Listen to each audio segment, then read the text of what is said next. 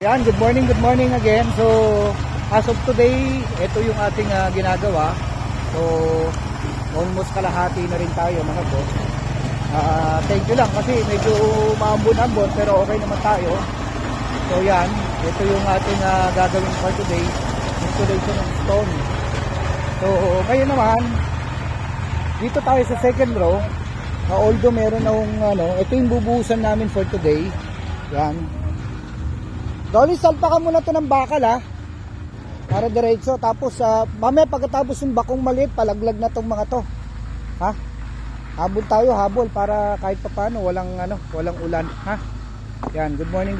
So as of today, ito po yung ating tinatrabaho. So yan. Okay naman ho tayo.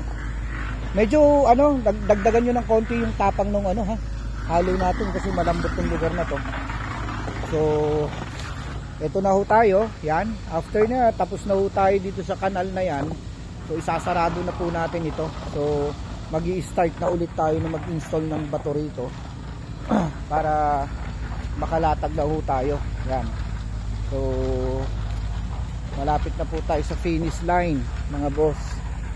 Yan. So ito yung ating gaganapan for today. So yung bako naman natin na rental, pinalalaglag ko na ho yung iba dyan after leveling para makita natin at masukat kung ilan pa ho yung ilalaglag natin ditong cross rack yung ating panambak. So although kasi po yung mga hinahakot nya putik po yung nile-level nya sa taas para ibaksak. Ang problema po kasi pag putik at dumikit ho sa ating riprap fence na ang putik ho kasi ay sumisipsip ng tubig, hindi katulad ng cross rack po is talagang pag bumaba yung tubig diretso.